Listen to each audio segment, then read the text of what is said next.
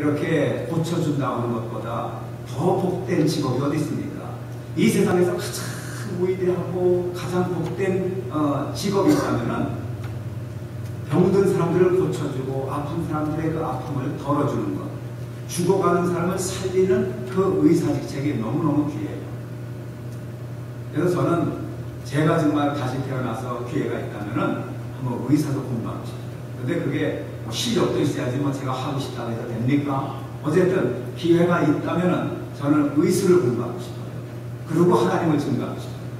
의학을 공부해서 병든 사람들을 고쳐주면서 육체의 병을 고쳐주고 영혼의 병을 함께 고쳐준다면 그 금상첨화 아니겠어요? 너무너무 값진 인생. 그런데 의사들이 수술을 할 때마다요, 반드시 환자에게 요구하는 게 있습니다. 뭐냐면은 수술에 실패하더라도 수하지 않겠습니다 라는 걸 적으라고 해요. 왜냐하면 수술에 자신이 없어요. 자기는 의학을 공부하고 많은 것을 연구하고 했지만 결국 수술의 결과는 자기가 책임질 수 없다는 것을 환자나 환자의 가족들에게 알리고 나서 마음 편안하게 이제 수술을 합니다. 특별히 아주 중대한 수술을 할 때는 반드시 그걸 받습니다. 환자가 아무리 당장에 죽어가도 의사는 내스를 안 됩니다. 환자에게 직접 받지 못하면 환자의 어떤 가족을 통해서 그 수술에 동의한다. 어떤 불상사가 일어나더라도 이것을 내가 문제하지 않겠다라는 그 보장을 받을 때 합니다. 뭐냐면 아무리 유능한 의사라고 해도요, 최종적인 어떤 치료는 하나님 해주신다는 거예요. 그럼 그것을 한번 우리가 역으로 생각하면 우리 인생은 살리고 죽이는 능력이 없습니다. 의사는 정말 하나님이 주신 의술을 공부해서 이제 많은 것을 하고 환자들의 아픔을 좀 덜어주기도 하고 수술을 해서 고치기도 하지만 정말 고쳐주시는 분은 의사가 아니라 의사의 배후에서 그분들의 손길을 어루만져 주시고 인도하시는 하나님이 고쳐주신다. 그래서 살고 죽는 것이 바로 하나님의 손에 달려있다는 걸 우리는 언제나 인정해야 합니다. 오늘 의사들의 문제가 뭐가 있느냐면요, 이 오집이 있습니다. 오집. 어떤 분이 지난번에 한국에서 있었던 일인데요, 다리 수술을 받아야 할 분, 아마 당뇨병으로 다리가 썩어서 그런지 수술을 받아야 할 분인데 간호사하고 의사가 어떻게 잘못했는지 오른쪽 다리를 잘라야 할 다리를 왼쪽으로 잘라고 했어요. 그러니까 이게 환자가 청천에 정말 하늘에 날리라 하지 뭡니까? 예? 다리 하나 살려주는 것도 정말 큰 아픔이고 고통인데, 아니 병원에서 실수해가지고 멀쩡한 말을 주사를 놔가지고 그리고 그냥 잘라버렸으니 이게 보통 일입니까? 그런데 그 사람은 다리 두 개를 다시 했다면 안 돼요. 의료사고가 간혹 있습니다. 그래서 참 의사들이 참 하기 힘든 일이기도 하지만 때로는 정말 눈물과 탄식이 흐르지 않을 수 없는 그런 일이 굉장히 긴장된 일이기도 합니다.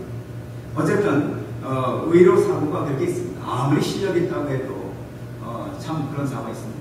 또 하나 의사들이 힘든 일이 뭐냐면 진단을 정확히 하지 못하면 또 엉뚱한 사람을 잡습니다. 예를 들어서 심장이 약한 사람인데 위장이 약하다고 하고 우유를 째면 그것도 얼마나 큰 사고입니까? 그러니까 가장 유능한 의사는 뭘 잘하는 의사예요? 진단을 잘해야 돼요. 외과 의사가 아무리 수술을 잘하는 기가 막힌 명이라고 해도 진단을 잘못 내리는 사람이라면 그 사람은 자격이 없는 사람입니다. 환자가 어디가 아픈지, 어떤 상태인지, 어떻게 치료받으면 그 사람이 낫는 것이지 그걸 알아야 정확하게 진단해야 되거든요. 그러면 저와 여러분들이요, 하나님의 자녀로서 정말 하나님이 기뻐하시는 삶을 살기 위해서는 우리가 어떤 사람이 죽은 자인지 어떤 사람이 산 자인지를 분명히 진단할 수 있어야 하나님을 감당할 수가 있는 거 아니겠어요? 그래서 오늘은 제가 그것을 여러분과 함께 에베소서 2장 말씀을 통해서 전도자의 능력이 무엇인가를 한 가지로 우선 한 가지 오늘 함께 공부해보자고 하는 것입니다. 사도 바울이 에베소 교회 성도들을 향해서 뭐라고 전도를 하느냐면은 하나님의 말씀을 증거하면서 말하기를 너희의 허물과 죄로 죽었던 너희를 살리셨도다 이렇게 말씀하고 있습니다. 에베소 교인들은 한 번도 죽어본 적이 없는 사람들이에요. 그런데 사도 바울은 말하기를 너희의 허물과 죄로 죽었던 너희를 살리셨도다 라고 하니까 에베소 교인들이 황당한 겁니다. 언제 우리가 죽었습니까? 언제 우리가 병원에 갔다가 죽어서 시체로 나온 적이 있습니까? 왜 우리를 죽었다가 살아났다고 합니까? 그렇게 말하는 거예요. 병원한테 난 사람은 있었지만 죽었다 살아난 사람은 없습니다. 죽을 뻔하다 살아난 사람들은 있었지만 죽었다가 살아난 사람은 없었다는 거예요. 근데 성경은 사도 바울을 통해서 너희들이 다 죽었다가 살아난 사람들이다. 거기 이제 우리가 문구를 좀 더 명확히 보면은 너희의 허물과 죄로 죽었던 너희를 살리셨도다 이렇게 말씀하고 있습니다. 여러분 이 인류 역사상에 기독교 역사상에 죽었다 살아난 사람은 예수님 한 분뿐입니다. 예수님은 아주 성령이 개란케하고 있습니다. 그분이 본디오 빌라도에게 고난을 받으시고 유대인들에게 이제 미움을 받아서 골고다 언덕에서 십자가에 못 박혀 죽으셨고 사흘 만에 부활하셨습니다. 그것은 우리가 성경을 통해서 분명히 죽으셨다 부활하셨다 하는 것을 알고 있지만 그 외에 다른 사람들은 사실 나사로나 나인성 과부의 아들이 있지만은 그 사람들은 부활이 아니라 잠시 생명이 다시 연장된 후에 죽었기 때문에 엄밀하게 해서 부활이 아닙니다. 그렇다면 지금 사도 바울이 에베소 교인들을 향해서 너희가 죽었다 살아났도다 너희가 죄와 허물로 죽었다가 살아났도다 하는 말은 허물과 죄로 때문에 죽었던 사람들이다 그렇게 단정을 하고 있습니다. 여러분 그럼 죄를 지은 사람들은 다 죽어야 합니까? 사형수들이 다 죽습니까? 과실치사로 사람을 죽인 어떻게 죽인 사람도 일단 왜 죄이기 때문에 죽어야만 합니까? 절도죄를 범한 사람들은 다 사형수입니까?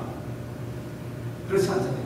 죄와 허물로 너희가 다 죽었다고 한다면 에베소 사람들이 다 죄인이었고 다 죽었어야 하는데 그것 때문에 죽었던 사람들도 아닙니다.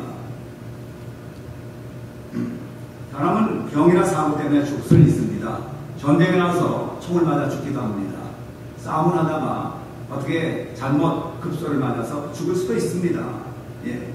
그러나 허물 때문에 죄 때문에 죽는 사람은 없습니다. 허물 있는 사람은 재판정에 가서 재판받고 재판장이 재판하고 나서 당신은 몇 년 징역 땅땅하고 판정을 내리면 징역살이로 나오는 거예요. 대부분의 사람들이 허물과 죄 때문에 죽지 않습니다. 감옥살이하고 살아납니다. 그런데 사도 바울은 에베소 교회 성도를 향해서 너희의 허물과 죄로 죽었던 너희를 살리셨도다. 죄나 허물로 죽는다면 우리는 모두 다 죽었어야 합니다. 우리는 다 유일하게 살아있는 겁니다. 우리 죄를 다 지은 사람 허물이 많습니다. 아무리 인격이 고고하고 정말 사회적으로 명성이 있고 모든 것을 법 없이도 잘 살아갈 수 있는 그런 사람들이 있다고 해도 그러나 하나님이 보실 때 다 죄인들입니다. 허물이 다 많습니다. 그러니까 로마서 3장 23절에 보면 모든 사람이 죄를 범하였으니 하나님의 영광에 이르지 못하는 죄의 삭은 사망이요 하나님의 은사는 그리스도 안에 있는 영생입니다. 그러니까 모든 사람이 다 죄인이고 허물이 많은데 그러면 저와 여러분들이 그 죄와 허물 때문에 죽었다면 우리는 지금 전부 유령들이 안 되는 거 아니겠어요? 그럼 하나님께서 왜 성경을 통해서 우리에게 너희는 모두 죽었다 살아난 사람이라는 것을 알려주십니까? 바울이 에베소 교인들에게 그 사실을 알려준 것은 바로 하나님의 명령이었고 하나님의 뜻이란 말이에요. 바울은 위대한 전도자입니다. 역사상 전무후무한 가장 위대한 전도자 바울이 에베소 교인들을 향해서 너희가 다 죽었다가 너희가 살아났다 그렇게 말씀을 하실 때에는 하나님께서 무엇을 알려주시려는 겁니까? 에베소 교인들에게 새로운 사명을 주시는 거예요. 너희들이 죽었다가 살아났다. 하나님이 너희를 살려주셨다. 그러니까 너희들이 해야 될 일이 있다라는 거예요. 다시 말하면 저와 여러분들이 만일 그리스도 예수 안에서 새로운 피조물이 되고 죄와 허물의 용서를 받았다면 우리는 사명이 있다는 거예요. 어떤 사명입니까? 하나님을 증거해야 할 사명이 있어요. 죽은 자를 살려주신 죽은 나를 살려주신 하나님을 증거한 사명이 있는 거예요. 하나님 그걸 가르쳐 주시기 원하세요. 죽은 경험이 없는 사람들은요, 죽은 경험이 없는 사람들은 죽은 자가 살아난다는 것을 알 수가 없습니다. 그런데 죽어본 경험이 있는 사람들은, 죽었다가 살아난 사람들은 죽은 자가 살아나는 것을 자기가 경험했기 때문에 그것을 분명히 압니다. 자신이 죽었던 존재였던 것을 모르는 사람은 남을 살릴 수도 없지만, 자신이 죽었다가 살아나는 것을 경험한 사람들은 자기가 살아난 것 같이 남에게도 그 살아나는 방법을 가르쳐 줄 수가 있고, 그리고 그들을 살릴 수가 있습니다. 이런 의미에서 본다면 세상의 의사들도 참 귀하고 정말 귀중한 직업이지만, 하나님의 자녀들이 죄와 허물 때문에 죽었다가 살아난 하나님의 자녀들이 다른 사람의 영혼을 하나님께로 인도해서 살릴 수 있다고 하는 것, 이것은 얼마나 가치 있고 얼마나 귀한 일입니까? 그것을 저와 여러분들에게 하나님이 다 알기로 원하시는 거예요. 그럼 여러분 죽음에 대해서 한번 생각해 보자. 사람은 일반적인 죽음이 있습니다. 일반적으로 사람은 뇌가 정지하면 죽었다고 합니다. 폐장이 이 호흡을 그치면 죽었다고 합니다. 심장의 맥박이 그치면 죽었다.